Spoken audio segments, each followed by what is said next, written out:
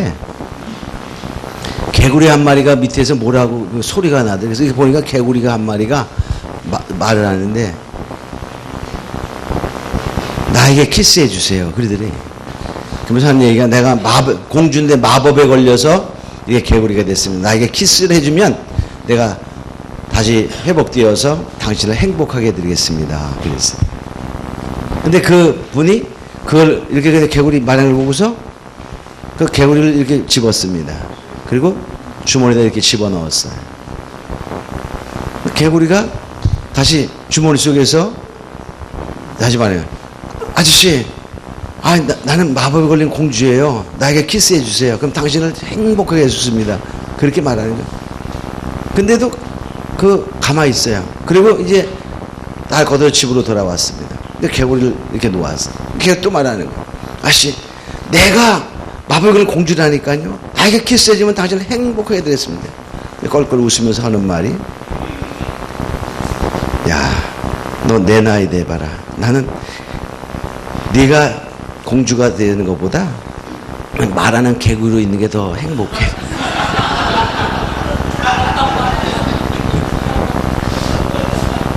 자, 그런데요, 그 글을 맨 처음에 쓴 사람은 거기에 내가 어떤 사람이라고 했는데 어느 목사님이 이렇게 썼더라고요, 글을요. 근데 우리들이 거기서 제가 느끼는 것이, 야, 아마 우리들이 그런 생각 속에 살아가고 있지 않냐. 자기가 더 행복을 느껴. 말하는 개구리가 있으니까. 근데 그게 아니라 뭐냐. 영혼을 사랑해서 그 영혼의 불쌍을 보고 우리가 그를 키스해줘야 돼. 자기의 행복, 된다는 것보다 그냥 키스해줘서 사람들이 만들어야 되잖아요. 그죠? 근데 자기 행복을 위해서 그냥 내버려두는 그러한 모습의 우리들이 아닌가. 우린 사도행전 내보면 사도 바울이 빌립보에 가잖아요. 빌립보에 갔을 때 귀신 들린 여인, 그 소녀가 저들은 하나님의 위대한 종이요 하며 말하게 됩니다. 그럴 때 바울이 괴로웠다. 괴로웠어. 우리 인간적으로 생각해봐요. 어떤 귀신 들린 여자애가 김필차 목사님은 위대하신 하나님의 종이요, 그에게 가면 치료받고 막 그렇게 말해준다면 그가 이쁠까 미울까? 이쁘죠? 그런 사람 있어봐. 나 되게 이뻐할 것 같아. 그죠? 금방 교회 붕될 거니까. 그죠? 근데 바울은 괴로웠어. 왜 괴로웠을까? 영혼이 불쌍했어. 그 영혼이 불쌍해서 마음이 막 괴롭습니다. 그리고 그는 뭐냐? 그걸 고치면 문제될 거 알았어요. 왜? 주인이 여서 덕을 보기 때문에. 마음이 괴로워하다 귀신아 떠나라. 이게 고칩니다. 그리고 자기 괴로움 당하잖아요. 바로 그런 마음을 우리가 가져야 돼요. 영혼을. 나의 어떠한 이익보다. 바울도 머리가 똑똑한 사람인데 자기가 그냥 전도될 거 아니에요. 근데 그 마음이 괴로웠어. 영혼을 사랑했대. 우리 아까 개구리 얘기했지만 정말 우리가 그런 사고가 아닌, 나의 행복이 아닌 상대방의 영혼을 사랑하는 마음이 불타기를 원합니다. 그러면 미친 자가 되는 거예요. 그럼 진짜 행복한 자가 되는 거예요. 할렐루야. 그런 것이 참 다 왔으면 너무 좋을 것 같은데. 자, 10장을 가봐. 10장. 자, 10장은 어디에 있죠? 10장은. 자, 10장은 저 뒤에 삽입계시에 있습니다. 삽입계시에 있습니다. 10장은. 삽입계시 5페이지입니다. 5페이지. 자, 10장을 보면 내가 또 보니 힘센 다른 천사가 구름을 입고 하늘에서 내려오는데 그 머리에는 무지개가 있고 그 얼굴은 해 같고 그 발은 불기둥 같으며. 그 힘센 천사의 모습을 보여주고 있습니다. 우리가 이 힘센 천사, 하늘의 그 영적인 것도 보아도 되지만 마지막 때 종들의 모습이 아닐까 이렇게 생각해도 큰 지장은 없겠죠. 저 구름을 입고 옵니다. 구름을 입는다는, 구름은 하나님의 영광을 의미하죠. 영광 중에 오시는. 그러니까 마지막 종들도 하나님의 영광 중에 역사하십니다. 그러니까 근데 우리는 잘못하면 영광 중에 한다 그러면 뭐하고 결부되면 돈 많이 버는 걸로 생각하는데 그렇지 않아요. 근데 돈이라는 건요, 그냥 오는 거예요. 영광이 오면 돈 그냥 옵니다. 우리 권세 잡아봐요. 권세 잡으면요, 돈 벌려고 안 해도 그냥 돈 그냥 옵니다. 싸들고 안 받아서 그렇지 싸들고 옵니다. 솔직히. 그죠? 우리 권세 안 잡아봤으니까 잘 모르잖아요. 근데 하나님의 영광 중에 다 그렇게 돼 있어요. 그때 돈을 돌같이 여겨야지 돈을 돈처럼 여기면 타락하는 거예요. 그러니까 돈이 많아지면요 나누세요. 그래야지 돈이 돌아가는 거예요 본래. 근데 쌓지 말고요. 자, 그 다음에 구름은 하나님의 영광을 임재하죠. 하나님의 임재, 구름 기둥. 출애굽기에 보면 그 하나님이 그 영광이 구름 속에 나타난다. 출애굽기 16장에 나오죠. 자, 그 다음에 무지개는 우리가 잘 아는 것처럼 노아 홍수 후에 하나님이 언약을 세울 때 무지개를 줍니다. 언약, 하나님의 말씀, 약속을. 얼굴에 해같이 빛난다. 얼굴에 해같이 빛난다 말은 하나님의 큰 은혜 속에 있는 거예요. 우리도 기도 많이 하고 금식하고 그럼 얼굴이 좀 다르죠? 이뻐집니다. 해같이 은혜의 충만을 의미합니다. 발은 불기둥 같다. 발은 불기둥 같다. 그 말은 불기둥은 불로 밟으면 뭐예요? 삿버리잖아요. 제도 타고. 이러한 하나의 능력과 승리 또한 심판을 의미하게 됩니다. 자, 그런데 이제 2절 그 손에 펴놓인 책이 있다. 자, 그 손에 펴놓인 책입니다. 펴놓인 책. 자, 펴놓였다는 말은 무슨 말일까요? 펴놓인 작은 책을 들고. 펴놓였다는 말 이게 펴져 있습니다. 이렇게 펴져 있으니까 뭡니까? 보려고 그러면 볼 수 있고 읽으려면 읽을 수 있고 알려면 알 수 있는 그런 말. 왜 펴놨을까? 읽어봐라, 알아라 이렇게 부탁을 하는 거와 똑같아요. 근데 닫혀있다라고 말하면 하나님한테 매맞는 거예요. 계시록 22장 10절에 보면 이 예언의 말씀을 임봉하지 말라. 때가 가까움이라. 이렇게 마지막으로 주님이 부탁하잖아요. 자, 본래 5장에서는 일곱으로 봉한 책이었죠. 근데 어린 양이 열었어요. 그러니까 열려져 있는 책입니다. 그래서 사도 요한 이후로 계시록 하나님의 비밀이 열려 있는 책이다. 근데 열려 있지만 그게 막 퍼즐 것처럼 열려 있어서 우리가 깨닫는 허락된 자가 알게 되는 것입니다. 지금도 예수님이 구원이라는 십자가의 사건이 다 열려져 있어요. 공개된 비밀입니다. 그런데 그래도 그 비밀을 모르는 사람이 너무나 많잖아요. 아는 사람보다 모르는 사람이 훨씬 많아요. 우리에게 보면 너무나 당연한 건데, 그죠? 세상 사람들이 몰라요. 왜? 비밀이기 때문에. 그러니까 그리스도는 비밀입니다. 오른발은 바다를 밟고 왼발은 땅을 밟고. 바다와 땅은 온 세상입니다. 온 세상에 그 말이에요. 지구 전체에 영향을 끼친다 그 말이죠. 사자의 부르는 소리. 사자의 부르는 소리는 정말 우렁찬 소리죠. 좀 산천이 떠는 소리잖아요. 위험 있는 소리. 그러니까 이거는 어떻게 말하면 이 복음이 공개되어 있습니다. 마지막에 보면 공개성. 응? 또 뭡니까? 여기 보면 사자의 우르 같다. 그것은 복음의 용맹성, 강력성 이런 걸 의미할 수 있어. 또 오른발을 바다, 땅은 바다. 이면 복음의 세계성, 온 세계에 퍼져야 될 거. 그다음 자, 일곱 우레가 그 소리를 바라더라. 근데 일곱 우레가 바란 소리를 기록하려고 하죠. 자, 4절. 자, 그러니까 일곱 우레가 바라는 사자의 부르짖는 소리와를 더 이렇게 사자의 우는 소리도 대단하지만 우레 소리도 엄청나죠. 그죠? 우레 소리에 어떤 사람은 죄 많이 진 사람들은 벼락 맞을까봐 겁나는 사람도 많잖아요. 그죠? 근데 솔직히 그 우레 소리 여러분 두려워 느껴봤습니까? 멋있다고 느껴봤습니까? 그때 좀 다르나요? 정말 그 우레와 함께 번개가 치고 막 그런 광경을 바라볼 때 정말 전 아름답게 볼 때도 많았어요. 물론 때로는 깜짝 놀라는 그런 경우도 있지만 그 아름다움 예술이잖아요. 예술. 생각해. 비행기 번개 맞으면 어떻게 돼? 비행기 벼락 맞으면 못 봤어요? 제가 한번 보여드릴까? 비행기는 벼락 딱 맞으면요, 그러니까 이 사람도 지혜가 너무 좋아요. 우리가 그냥 벼락 맞으면 큰일 날 것 같죠? 쭉 벼락 맞자마자 그 큰 전기가 지상으로 쭉 빨려가게끔 비행기는 되어 있어요. 비행기 벼락 많이 맞습니다. 근데 벼락 맞았다 그러면 그 깨지면 큰일 나죠. 비행기는 벼락 맞아도 아무 지장이 없도록 만들어져 있다는 것입니다. 혹시 본 사람이요? 비행기 벼락 맞는 거. 제가 이따 보여드리겠습니다. 비행기 벼락 맞는 거. 영상으로다. 그러니까 이 사람도 지혜. 그러니까 우리가 그냥 벼락 맞아도 가죠. 이런 건물 그냥 벼락 때려봐요. 파괴되잖아요. 그죠? 나무 벼락 맞으면 불타버리잖아요. 사람 벼락 맞으면 그냥 죽습니다. 타버리잖아요. 워낙 전화가 세서.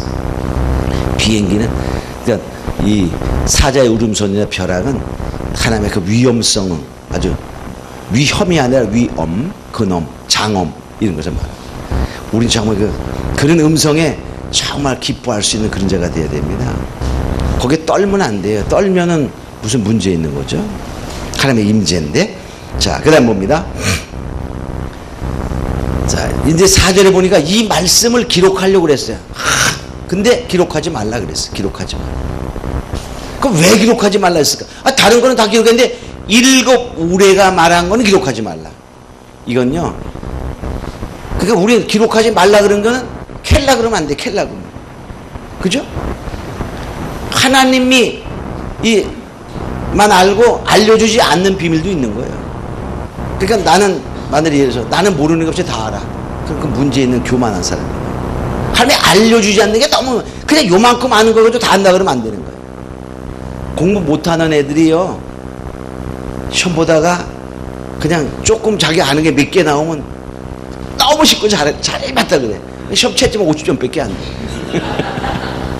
근데 공부 잘하는 애들은 한 개만 틀려도 너무 어렵고 잘 못 봐서 막 채점 95점이야.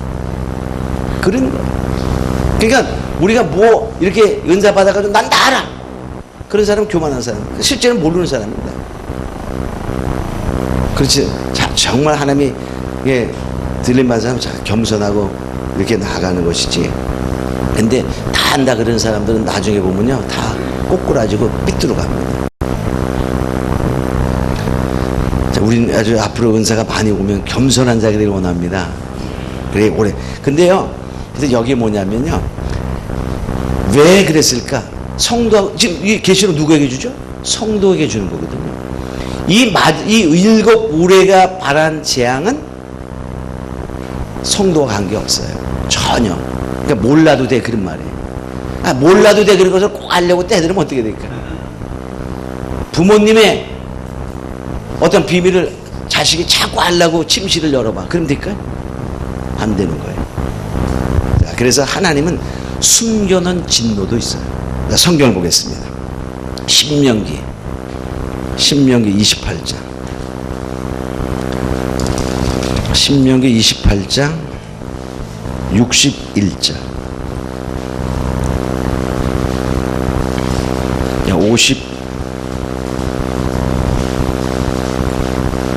60절 볼까요?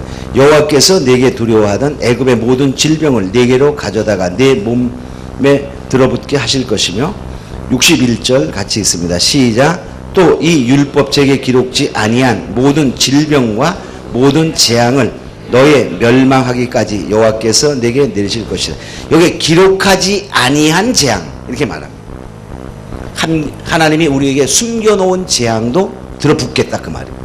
그러니까 마지막 때 그 7 우레가 발한 재앙은요 하나님이 숨겨놓은 진노입니다. 숨겨놓은 우리가 허락. 그러니까 아까 7 대접 재앙으로 다 쓸어버린다가 우리가 발표했지만은 그 외에도 하나님이 숨겨놓은 진노가 또 있다는 거예요. 그것까지는 우리가 알 필요도 없어요. 말한 것만 해도 그냥 쓸어버리는데 하나님이 그러니까 뭐냐 그거보다 더한 재앙으로 하나님이 쓸어버릴 것을 막아요. 숨겨놓은 재앙이 있어. 다시 본문으로 갔습니다.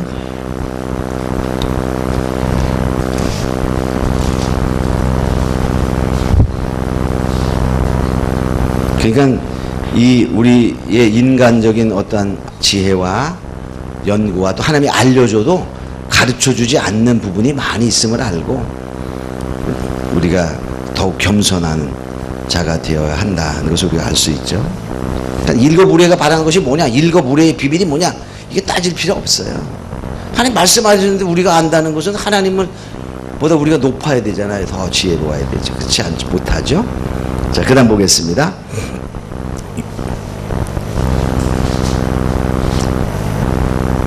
5절 내가 본 바 바다와 땅을 밟고 섰는 천사가 하늘을 향하여 손을 들고 세세토록 살아계신 자 곧 하늘과 그 가운데 있는 물건이며 땅과 그 가운데 있는 물건이며 바다와 그 가운데 있는 물건이며 물건을 창조하신 이를 가리켜 맹세에 가로되 지체하지 아니하리라. 이제 이 맹세가 나오는데 지체하지 아니하리라. 이게 맹세죠. 이 말은 뭡니까? 창조주 하나님, 하늘과 그 가운데 창조한 또 땅과 바다, 그 창조의 하나님이죠. 창조의 하나님께 손을 들고 맹세한다는 말, 절대 순종, 절대 복종을 해보. 그러니까 반드시 뭡니까? 그대로 이루어질 것을 말하고 있죠. 그 말은 뭐냐? 일곱째 천사가 소리내 맹세코 주님 곧 오시는데 지체하지 않는데, 이런 재앙이 머뭇거리지 않는데 뭐냐? 일곱째 천사가 나팔 불 때, 일곱째 천사가 마지막 나팔이죠. 일곱째 천사가 아까 일곱째 천사가 셋째 화죠. 그 일곱째 천사가 나팔 불게 되면 바로 주님 나라가 이루어지는 거야. 주님 나라가. 그래서 하나님의 비밀이 그 종 선지자에게 전한 것처럼 이루리라. 그래서 일곱째 천사가 마지막 나팔이죠. 하나님의 큰 나팔이죠. 그 다음에 하나님의 나팔이죠. 그때 이루어진 하나님의 비밀이 이루어진다. 그러니까 하나님의 비밀은요 반드시 알리고, 그러니까 우리들이 이렇게 공부하고 하는 것도 알리는 것 중에 하나입니다. 그리고 아모스 3장 7절도 똑같이죠. 내 종 선지자에게 알리지 아니하고는 행하지 아니하신다. 그런데 그 하나님의 비밀이 뭐냐? 하나님의 비밀은요 뭐 여러 가지를 풀 수 있어요. 하나님의 비밀은 간단하면 그리스도입니다. 골로새서 2장 2절에 보면 하나님의 비밀인 그리스도 이렇게 말합니다. 그래서 초림의, 그러니까 이게 요 그리스도인데 초림의 비밀이 있습니다. 초림의 비밀. 초림의 비밀. 초림의 비밀은 우리가 예수님이 이 세상에 오셔서 십자가를 지시고 죽으시고 부활하시고 승천하시고, 이게 비밀인데 거기에 그거 때문에 우리가 구원을 받잖아요. 근데요 이 사단이요 그 비밀을 알았으면 예수님 안 죽입니다. 간단히만 설명해 보겠어요. 자, 아담에게 한 언약은 선악과를 먹지 말라. 그것이 언약입니다. 그리고 모든 권세를 아담에게 주었습니다. 그러면 아담은 그 하나님의 언약만 지키면 모든 권세를 누리며 살아가는 것입니다. 근데 사단이 왔어요. 그래서 하와부터 침략을 했습니다. 그래서 결과적으로는 그 침략이 성공되어서 선악과를 먹었습니다. 하나님의 언약을 어겼습니다. 하나님의 언약을 어겨서 결과적으로 사단에게 자기가 가지던 권세, 세상 다스리는 권세가 사단에게 넘어갔습니다. 그렇죠? 누가복음에 보면 사단이 그걸 인정했어요. 예수님에게 천하만국을 보여주며 나에게 경배하라. 그러면 이 천하만국의 권세를 너에게 주리라. 이것은 내게 넘겨진 것이므로 내게 원하는 자를 주노라. 그래서 아담이 범죄해서 결국으로 넘어갔어요. 왜? 법을 어겼기 때문에. 그러니까 세상에 지금 임금이 사단이죠. 근데 그 사단의 권세는 어떤 권세냐면 사망 권세거든요. 사망 권세. 사망 권세는 뭐냐? 이 죄 있는 자를 사망으로 가는 거예요. 죄의 싹은 사망. 그죠? 그것도 하나님의 법 중에 죄가 있는 자를 사망으로 끌고 가는 권세가 그에게 있는 겁니다. 근데 그것 때문에 하나님께서 이제 아담도 저주를 내렸고 하와도 그랬고 뱀도 그랬어요. 그래서 뱀에게 창세기 3장 15절에 여자여서 너의 머리를 상한다. 너는 그의 발끝을 문다. 여자의 후손이 와서 자기의 머리를 상할 것을 그는 그때 알았어요. 사단이. 그 여자의 후손을 오는 놈만 있어봐. 내가 싹 죽이지. 그래야지 내 권세가 영원할 거야. 이렇게 생각했다고. 사단이. 그렇겠죠. 그래서 하나님이 이스라엘 백성들을 이제 구원의 길로 인도하기 위해서 아브라함부터 택하기 시작합니다. 구원의 역사가. 그래가지고 이제 출애굽이라는 역사를 하나님이 하시려고 모세를 들었습니다. 사단이 뭔가 감지했어. 그래서 그런 자가 나타나면 안 되니까 죽여야지. 그런 것 때문에 모세가 나을 쯤에 남자 사내를 쑥 죽입니다. 바로를 통해서. 바로는 어떻게 보면 사단의 표상이잖아요. 그죠? 죽입니다. 근데 못 죽였어. 모세를. 그래서 출애굽의 역사를 하게 됩니다. 만약 모세를 죽였다 그래봐요. 모세가 출애굽 역사 못 이끌었겠죠? 하나님이. 자, 그 다음에 또 다시 이제 그런 하나의 그림자로 주어졌고, 영적인 구원에서 예수님이 이 세상에 오셨어요. 사단도 감지했어. 그래서 헤롯 왕을 통해서, 헤롯 왕을 수지하면 사단의 부하나 표상이잖아. 예수님 시대에 아이를 죽이고 죽입니다. 근데 예수님 못 죽였어. 그래서 다시 애굽으로 피신해다 돌아와서 공생을 하고, 이제 보니까 이거 죽여야 되거든요. 죽여요. 그래야지 자기가 세상 권세가 영원할 것처럼 생각되었어. 결국 죽였어. 거기 뭐 유대인이라든가 제사장이라든가 빌라도가 다 결과를 보면 예수님을 죽이는데 동참한 사단의 하수인교가 왔잖아요. 그죠? 예수님, 그 유대인들 마귀에, 너 아비 마귀에서 났나니 그렇게 말하잖아요. 그런데 죽여놓고 보니까 예수님 죽였잖아요. 하나님의 법을 어기고, 하나님의 법. 무슨 법이냐? 죄의 싹은 사망. 죄 있는 자를 죽일 수 있는 권한이 사단에게 있는 거예요. 근데 죽여놓고 보니까 어떻게 돼요? 예수님 죄가 없어요. 죄가 없으니까 사망의 옥에 가둘래니까 가둘 수가 없어요. 그렇죠? 죄의 싹은 사망인데 예수님은 본래 죄가 없으신 분입니다. 그래서 하나님의 법을 어기게 됩니다. 그래서 사단이 갖고 있는 사망의 권세를 뺏기게 되는 거예요. 법을 어겼기 때문에. 만일에 그 지혜를, 이게 바로 하나님의 비밀이거든요. 예수님이 죽어야만 이루어진다는 이 구원의 역사를 사단도 몰랐어. 그래서 만약에 그것을 알았더라면 유대의 관원들이 예수를 죽이지 않았을 것이다. 그래서 이제 사망 권세를 예수님이 깨뜨린 것입니다. 그래서 사망으로 말미암아 사망의 권세 잡은 자 마귀를 멸하시며 이렇게 됩니다. 이게 초림의 비밀입니다. 이게 그리스도가 그렇기 때문에 그리스도를 통해서 구원의 역사에 대한 비밀입니다. 자, 그래서 이 초림의 그래서 이제 그게 또 뭡니까? 이제 그래서 거기도 이제 여러 가지 표현되죠. 그래서 골로새서 2장 2절이면 하나님의 비밀인 그리스도 이렇게 말합니다. 또 골로새서 4장 3절에 보면 그리스도의 비밀은 복음이다. 복음이 에베소서 3장 4절 한번 참고해 보세요. 그래서 복음의 비밀입니다. 또 에베소서 6장 19절에 보면 복음의 비밀 이런 말이 나와요. 복음의 비밀은 보면 십자가의 도입니다. 고린도전서 1장 18절. 십자가의 도는 구원 얻는 자에는 하나님의 지혜잖아요. 이제 이러한 것이 바로 초림의 그리스도가 바로 비밀이다. 그 다음에 또 재림의 비밀이니까 재림. 이 재림의 비밀이 바로 계시록. 우리가 좀 확대하면 계시록이고 아주 축소하면 마태복음 24장 이런 거고 더 확대하면 성경 전체고 그럽니다. 그래서 간단히 표현한 게 계시록 14장 6절에 영원한 복음 이렇게 표현해요. 영원한 복음. 계시록 14장 6절에 보면요.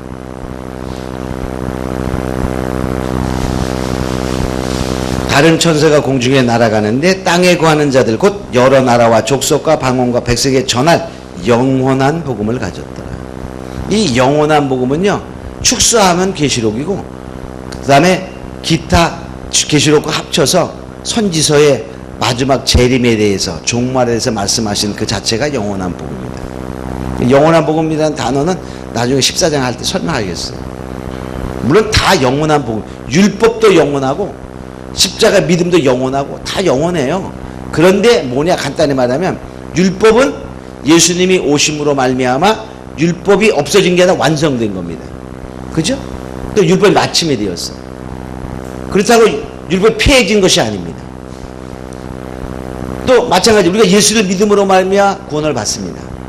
근데 마지막은 다시 오실 주님을 예비하는 때를 따라 양식을 먹어야 되고 또 주를 맞을 준비를 해야 되고 이러한 또 말씀에 굳건히 서 있어야 되고 짐승의 표를 받으면 멸망을 당하고 이러한 메시지가 포함되어 있는데 또 이게 결과적으로 무슨 얘기냐면요. 그러나 이 복음은 뭡니까? 끝까지 이 복음 주님이 오시면은 이제 우리가 믿어라 할 필요가 없는 거예요. 그죠? 그래서 다 영원한 것입니다. 근데 이렇게 그냥 구분을 할 뿐이지. 이제 그 14장에서 좀 구체적으로 하겠습니다. 다시 본문으로 가겠습니다. 10장 7절 했죠? 자, 10장 8절. 하늘에서 나서 내게 들리던 음성이 또 내게 말하여 가로되 내가 가서 바다와 땅을 밟고 섰는 천사의 손에 펴 놓인 책을 가져라. 여기 보니까 펴 놓인 책입니다. 자, 펴 놓인 책을 가져라. 이 말은 뭡니까? 우리가 펴 놓인 책이니까 내가 알려고 하고 보려고 하고 그러면 깨달을 수 있다라는 것입니다. 근데 게으른 자는 뭐죠? 입에 떠넣어줘도 쉽지 않는다 그랬어요. 열려 있어도 감추어 있다 닫혀 있다 그러면서 하지 않는 자는 정말 게으른 종이나 마찬가지죠. 그래서 의지적으로 우리가 갖고자 해야 됩니다. 열려 있다 할지라도 깨달으려고 해야지.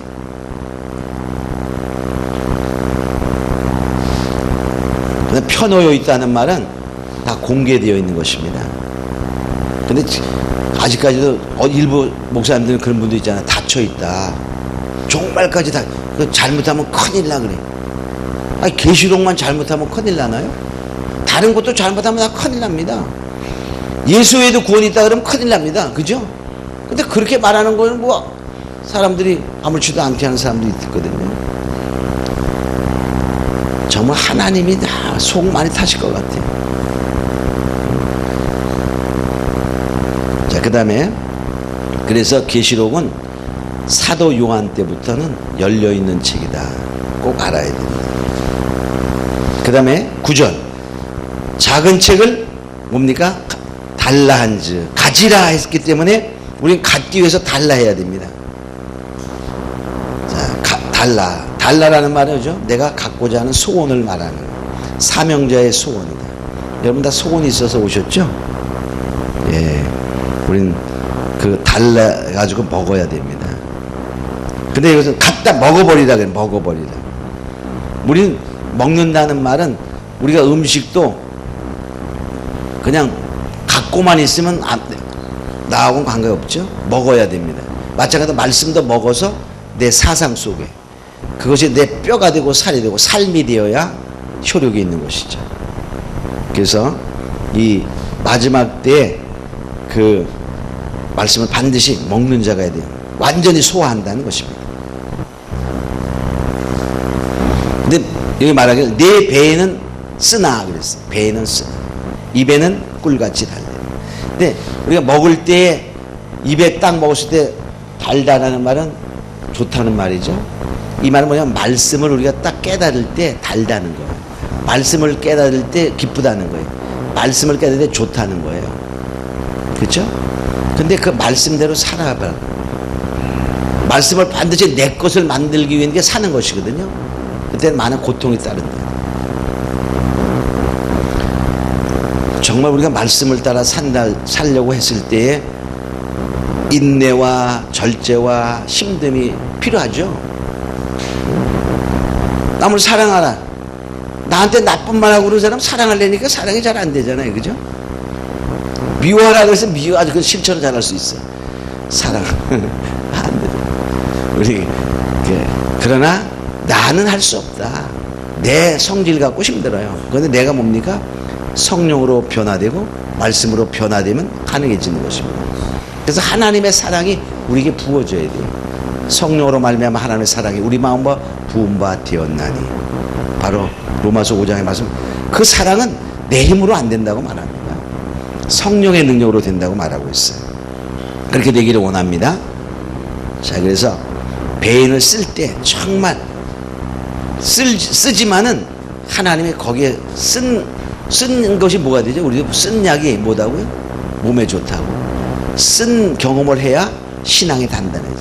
쓴 경험을 해야 심지가 굳어집니다. 쓴 경험을 해야 말씀이 굳게 서게 됩니다. 할렐루야. 경험해보지 않고 이게 하면 힘들. 우리가 고생 많이 해본 사람은 웬만한 고생에 힘들어하지 않는데, 고생 안 해본 사람들은 조그만 것에 좌절하잖아요. 그죠? 요새 아이들이 고생 안 해봐가지고 풀어 정신이 없어. 우리 아들도 보면 참 어떻게 보면 한심해. 그렇다고 막 나무라면 또 이게 더 나빠지네. 이게 다른 사람 보면은 참 착하고 막 그러다고 그래요. 내가 보면 아주 성실하고 그런지 내가 보면 좀 마음에 안 들어. 우리 때하고 잘하는 게 달라서. 어려운 일 하기 싫어하고, 정말 발벗고 나서 이런 것에 약한 것 같아요. 요새 아이들. 왜냐면 어려움을 몰랐어요. 자기가 돈 벌면서, 우리 같으면 부모님에게 돈 안 달래고서 막 이렇게 하려고 그럴 거 같지. 이러면 돈 벌면서도 지가 다 쓰고 돈 10원도 안 내면서 뭐 할 때 좀 돈 달래 또.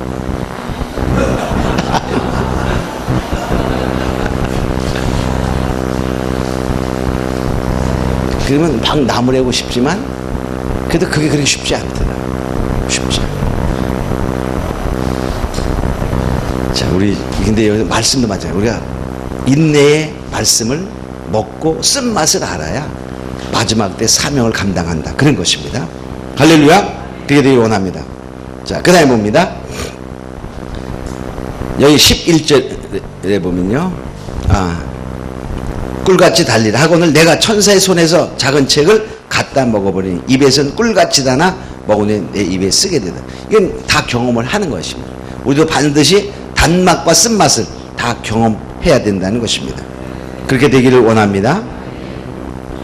자, 11절에 저가 내게 말하기를 내가 많은 백성과 나라와 방언과 임금에게 다시 예언하여 하리라.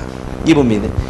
여기 보면 내가 많은 백성, 또 나라, 방언, 임금, 그러니까 온 세계를 말하는 거예요. 지위, 여우를 막론하고 임금까지도 하는 거예요. 그러니까 지위가 낮든지 높든지 상관없이, 그죠? 많은 백성이니까 구원받을 백성이 많다는 거예요. 마지막에도요. 이 실제로 지금은 이런 강력한 메시지를 싫어하는 사람도 많지만 그때가 되면 난리 때가 돼봐요. 살 사람도 많습니다. 그죠? 왜? 하나님의 택한 백성이 많기 때문에.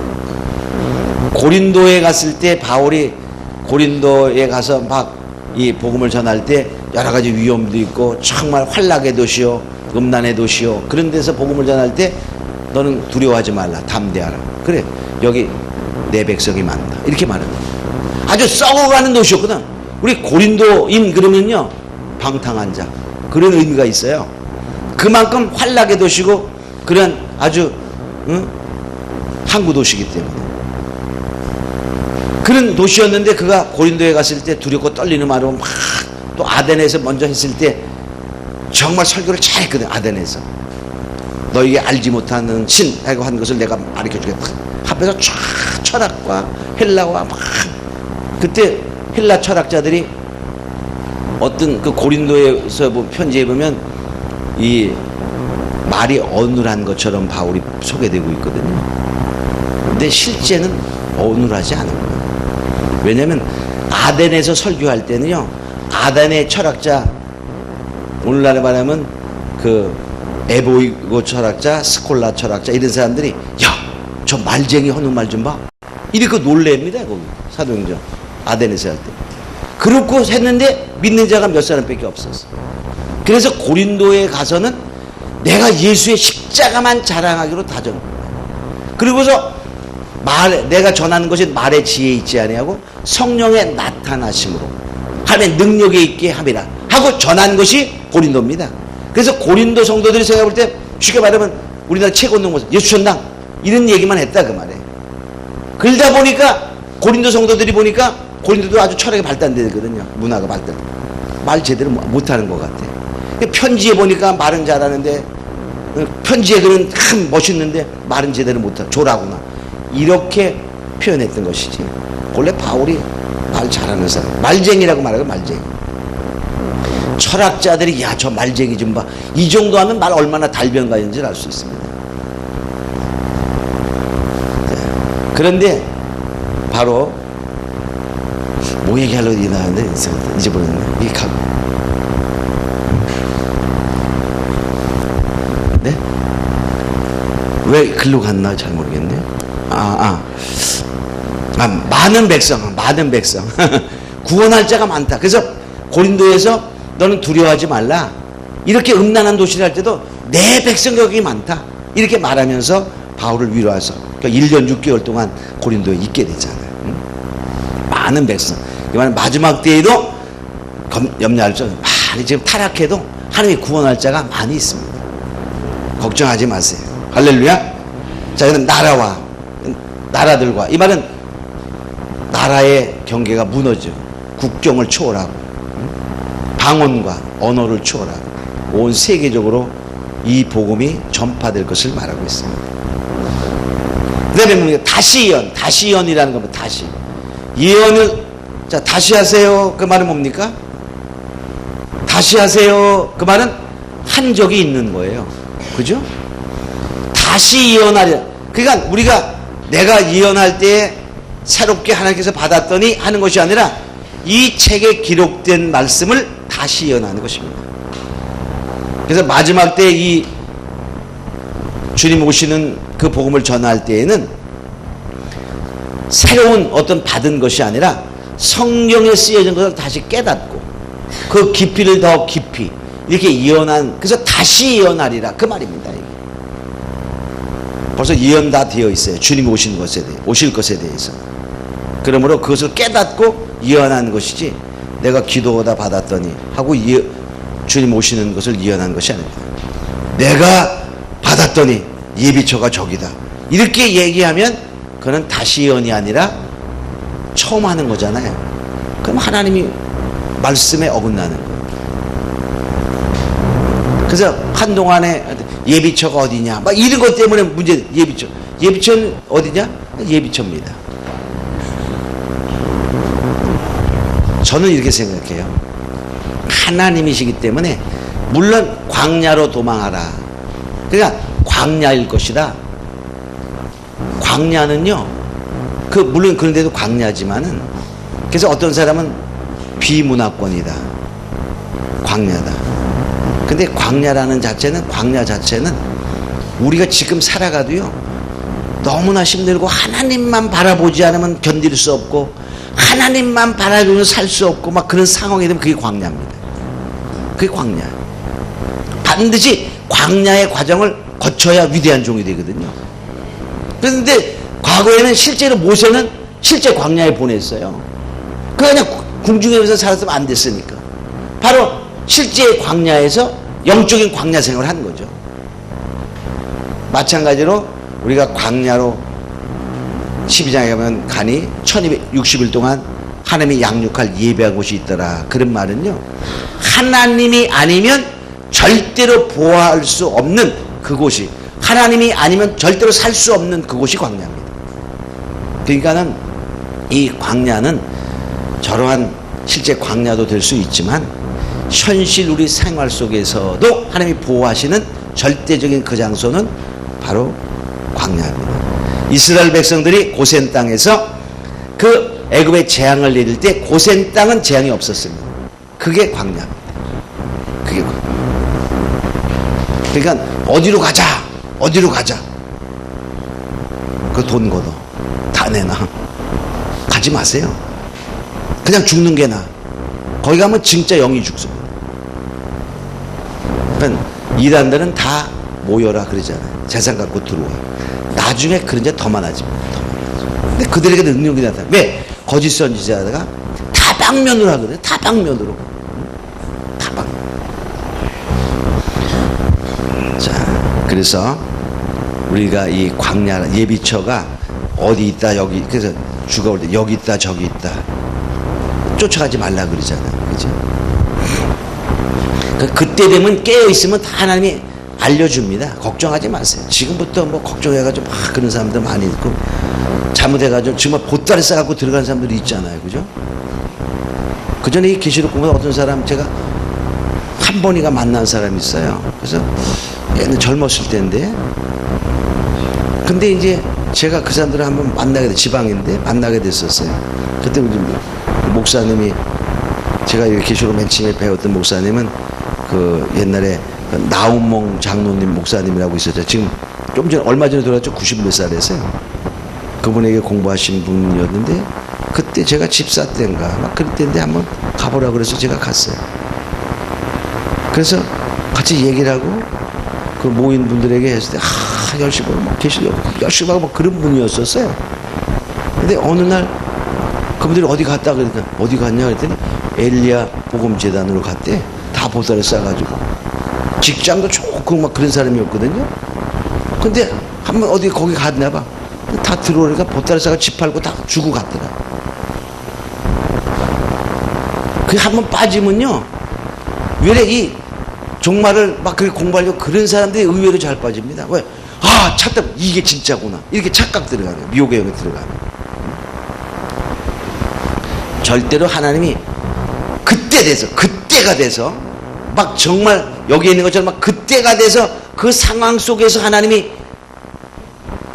인도할 수는 있지만은요, 지금부터 그런 상황에 그런 것을 예비하고 가르쳐주지 절대로 않습니다. 우린 그냥 하나님이 지키신, 만약에 안 지킨다 그러면 어떻게 하면 돼? 그러니까 죽으면 됩니다.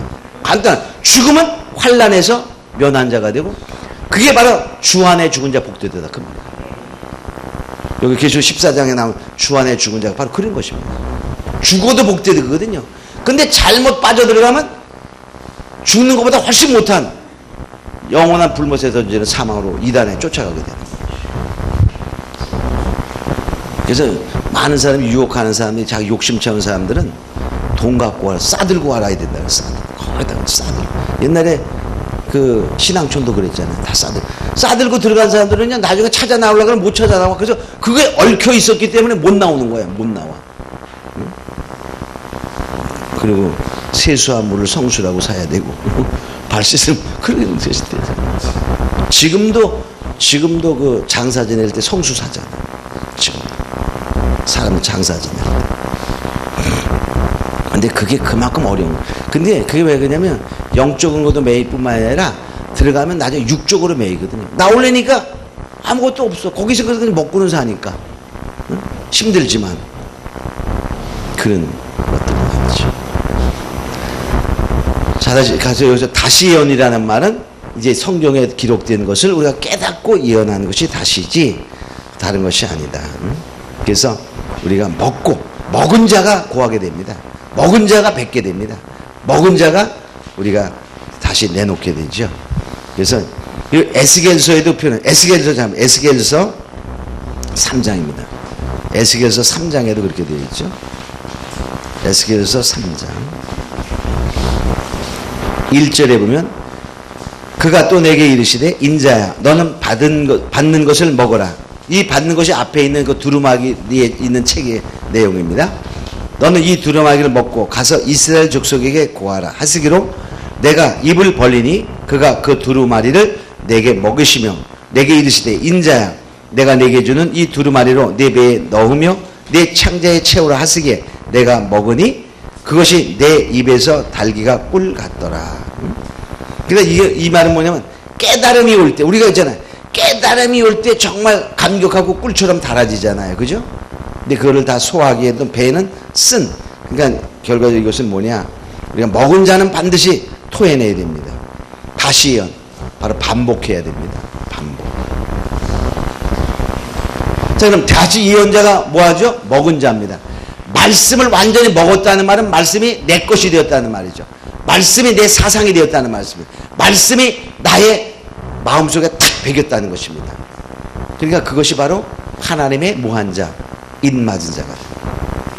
그래서 하나님의 인과요, 이제 하나님의 인 7장에 하나님의 인과 10장에 말씀을 먹은 자입니다.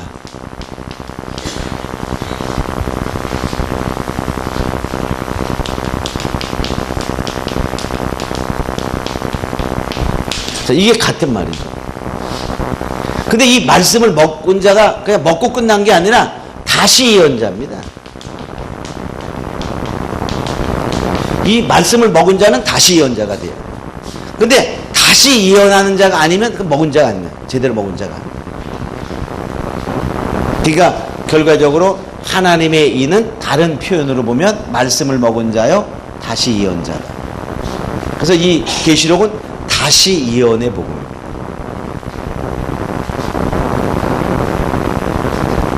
그러니까요, 이 하나님이 표현하는 방법이요, 똑같은 표현을 다르게 하고 있어요. 아까도 얘기했지만 사랑한다 말로 표현하고, 그 다음에 사랑한다 말을 안 해. 어느 날 사랑하는 남자가 와서 사랑한다고 막 고백하더니 며칠 있다가 키를 하나 갖고 왔어.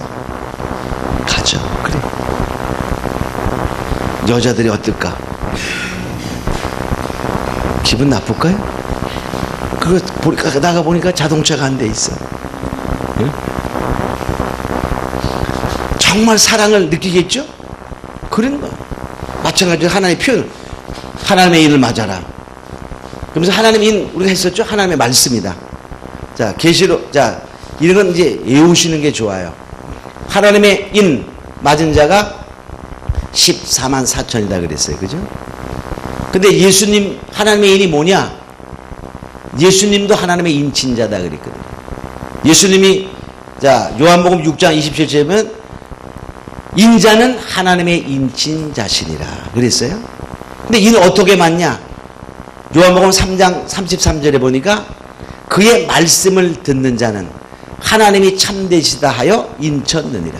말씀을 그대로 받는 자가 인침받는 건데, 계시록 또 14장 1절에 보니까 인받은 자가 14만 4천인데 14만 4천의 이마에 어린 양의 이름과 아버지의 이름이 있더라. 그 어린 양의 이름, 아버지의 이름을 찾아보니까 계시록 19장에 보니까 그 자기만 아는 이름이 있는데 그 이름은 하나님의 말씀이라 칭하더라. 그러니까 하나님의 이는 하나님의 말씀이다. 그것이 바로 예수님의 새 이름이란 말이에요. 성 빌라델비아 교회에 기둥되고 거기에 이름 중에 예수님의 새 이름, 자기의 그의 새 이름을 기록되어 있는데 그것이 바로 지금까지 알려지지 않은 예수님만 알던 이름, 그 이름 하나님의 말씀. 그러니까 이 말씀을 먹은 자입니다. 이게 말씀을 먹은 자가 말 못하는 거예요. 하나님의 입 맞은 자가 됩니다. 그가 누구한테 다시 예언하는 자가 됩니다. 그럼 이 다시 예언하는 자는 누구냐? 예언하라 하는 예언한 1260일 동안 예언하라 하는 자들이 11장에 가면 두 중인이 됩니다. 11장에. 11장에 보면 이 먹은 자를 가리켜서 넌 예언하라. 언제? 1260일 동안. 그러니까 표현이 다르지 다 같은 말이에요. 하나님의 인이 하나님의 말씀이죠. 말씀을 먹은 자. 그가 다시 예언해야 되고. 그 다시 예언하는 자가 뭐냐? 1220 동안 하는데 권세를 줍니다. 두 중인이다. 그 말. 그러니까 우리가 하나님 사랑합니다. 이렇게 고백한다. 그다음에 하나님께 우리의 몸을 들여 헌신을 해. 그러니까 말 안 해도 하나님 사랑하는 줄 알아요. 그죠? 그럼 하나님의 말씀대로 살아가. 말 안 해도 하나님이 사랑하는 줄 안다. 아름다운 멋있는 남자가 와서 아름다운 여인에게 사랑합니다. 고백했다. 그 다음에 다야 반지 하나 갖고 와서 껴주네. 사랑은 그때 말 안 했어. 그래도 사랑을 느껴. 눈물 날라 그래. 그 다음에 또 와서 우리 결혼할까? 이렇게 또 말하는 거야. 사랑한다 말하지 않았지만 사랑을 더 깊이 느껴지는 거예요. 그런 거와 똑같습니다. 이게 그런 말 하는 거예요. 근데 이것이 다 다른 걸로 생각하는 경우가 많거든요. 그래서 이거 따로 이거 따로 이거 따로. 저도 계시록 초창기에 이거 가리면 따로 가리고 따로 가리고 따로 가리고 다 그랬어요. 근데 제가 한 7번쯤 강의하는데 이게 오더라. 7번쯤 계시록을 강의하고 났을 때 왔어. 하면 혹시 이게 그래도 딸라고 생각하면 계속 우리가 읽어보시고 해보시면 알 수 있을 것 같아요. 자, 그래서 지금 요 11장은 이제 또 시작해보니까 다시 예언하는 자가 이제 두 증인이 되는데 그거는 우리가 지금 시작을 해도 조금 그렇게 못할 거니까 다음 시간에 하도록 하겠습니다. 이제 이해가 좀 되죠? 이게